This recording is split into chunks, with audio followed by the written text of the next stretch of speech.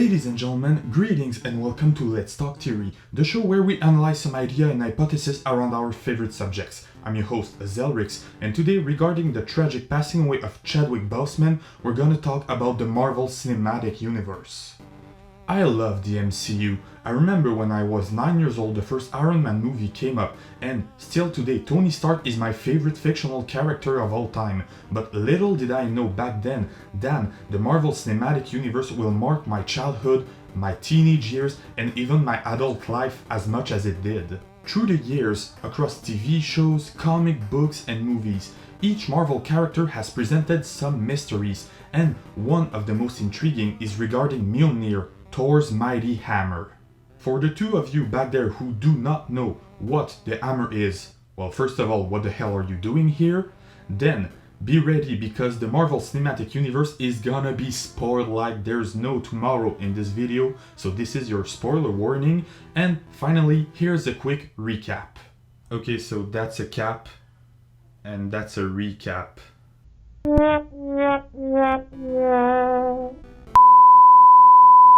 So now that this is out of the way, let's talk theory. The enchantment placed on the hammer by Odin clearly states that whoever holds this hammer, if he be worthy, shall possess the power of Thor. This sentence can be debunked and analyzed in over 100 different ways. But what if I told you that in the Marvel Cinematic Universe, we do have the necessary clues to answer this eternal question? What does it take to be worthy? So yes, today's theory only concerns the Marvel Cinematic Universe. That means no Earth 616, no Ultimate Universe, and no Frog of Thunder because yes, somehow this exists. Only the MCU counts today, or as it is referred in Marvel's official database, Earth 199,999. If you want a lore chapter on how to differentiate one universe from another in the Marvel Universe or multiverse as it is called, just leave it in the comments and I will eventually do it. Let's start by seeing who did lift the hammer. We have of course Thor, Vision, Captain America, Hela, and Odin who placed the enchantment on the hammer. Out of those 5, only 3 will give us the clues necessary to answer the question.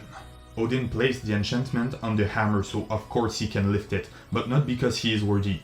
Is Odin worthy is actually another question that we're not gonna address today, but the debate is in the comments. Now we got Hela, who did stop the hammer, but look closely, the hammer is still budging. This is the enchantment trying to resist Hela's magic that is just greater than the enchantment that Odin placed on it. She's not worthy, and she didn't use the hammer she planned out, destroyed it. I'm not saying Hela is more powerful than Odin himself, but she might be more powerful than the enchantment Odin did put on the hammer. The spell on the weapon claims that if somebody was to lift the hammer, they will possess the power of Thor. So even though Thor doesn't draw his raw power from the hammer is meant to replicate the power to whoever wields it if they are worthy. Something that we see happening when Captain America uses Mjolnir to fight Thanos in Endgame. But I hear you, but Zelrix, in Thor Ragnarok, we can clearly see that Hela used to wield the hammer. That's not how you terrorize. You've missed that. You should consider jumping off a bridge, you f***ing moron. Well, first of all, that was not very nice. Then, yes, Hela wielded the hammer.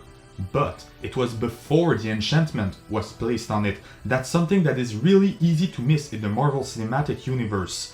In the first Thor movie, Odin does place the enchantment on the hammer. Before that, anybody could lift it, even though it is a pretty big failsafe in Odin's part, but that's not the point. The point is that before the first Thor, the hammer was magic, but it was not enchanted. Odin decided that Thor was not worthy enough to wield the hammer after having putting his friend, family, and kingdom in harm's way. And it is at that moment that he decided that the wielder of the hammer had to be worthy. Okay guys, I'm gonna throw a quick PSA here. Please don't try to do some kind of shot games when you take a shot of raw vodka whenever I say Mjolnir, Thor, hammer, or worthy. That will not end well. So here is how the timeline actually goes. Hela wields the hammer. Hela gets banished. Thor gets the hammer. Then Thor does his raid on Jotunheim. Odin banishes Thor and places the enchantment on the hammer, and from now on, you have to be worthy to wield it. That begs the question, what does Captain America, Thor, and Vision all have in common in the Marvel Cinematic Universe that allows them to lift the hammer?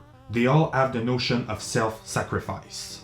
My theory is simple. The main condition for Mjolnir allowing its wielder to lift it is that the wielder has to be ready to give his own life for the benefits of others. Let's take a look at the first Thor movie. Thor got banished because he was not worthy enough, because he put friends in harm's way. And then, when he tried to lift the hammer, Mjolnir would not even budge. But when Thor finally decides to put his now newly mortal ass between him and the destroyer that was going to kill a bunch of people he barely knew, that's when the hammer flew back to him. That's where Thor became worthy again. That's when Thor learned the notion of self-sacrifice, that sometimes you have to give your life so others could live. That's the moment Thor became worthy again, when he finally understood that the safety of others is something far more precious than glory and power. And then there is Vision.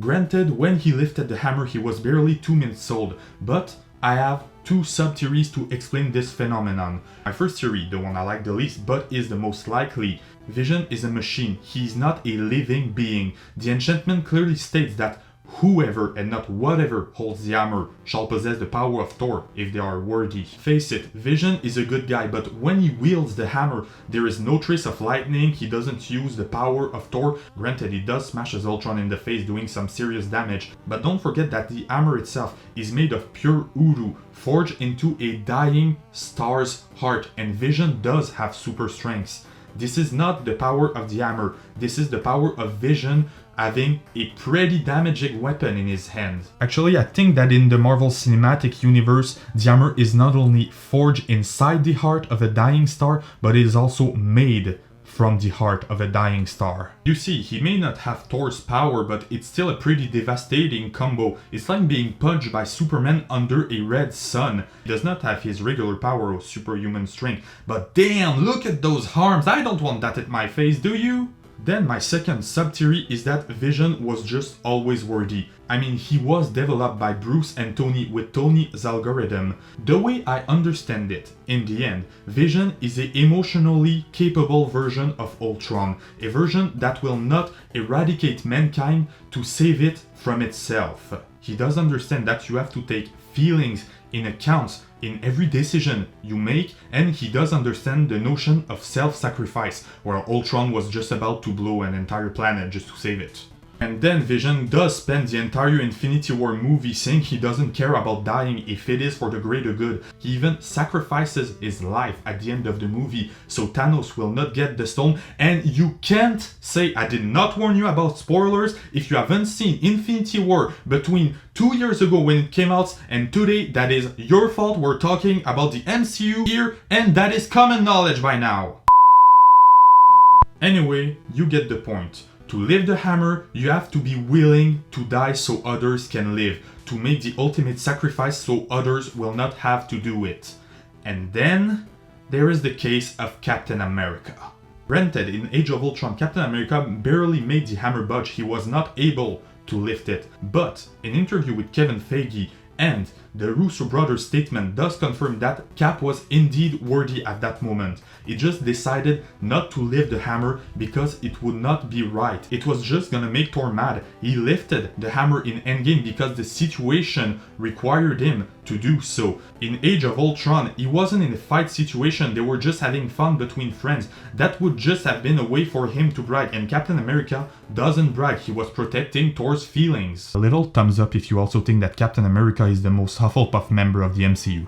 The grenade scene in the first Captain America, when an underweight, powerless Steve Rogers jumps on a grenade to protect his brothers in arms, that was a sacrifice. Granted, it was just a decoy. The general was testing them, but Steve did think it was a real grenade. He did fight for the common good in this scene, and most importantly, he did give his life so others will live. That's the moment when Captain America became worthy.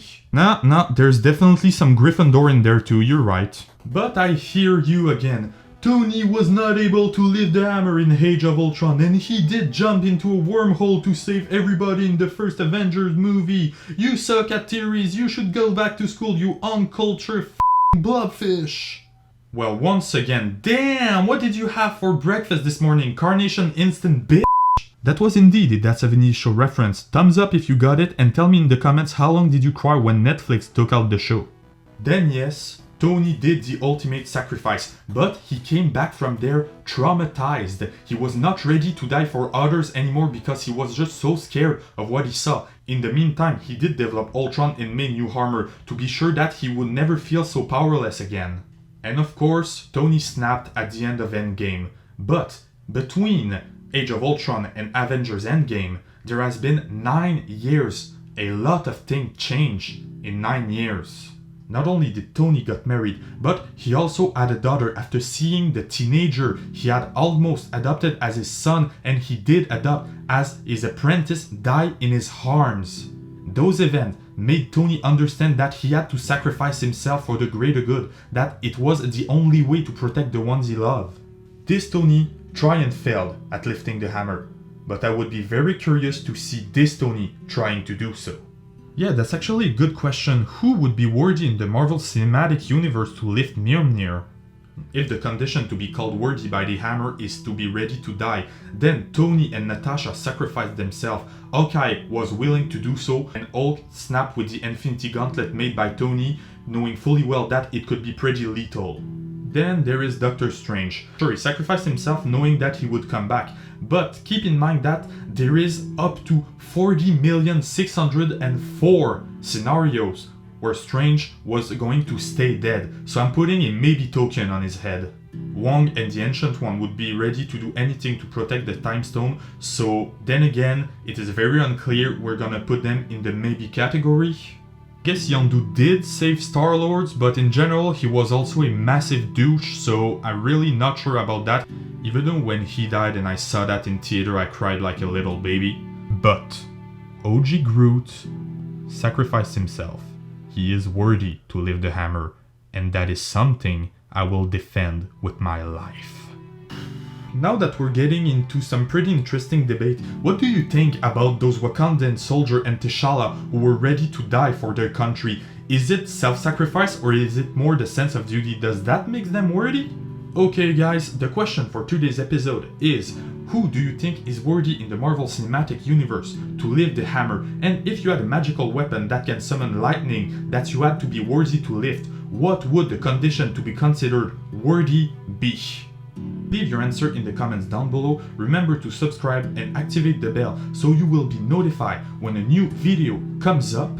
Follow me on Instagram. It's always so rewarding to see my artwork being shared and seeing my Instagram grow.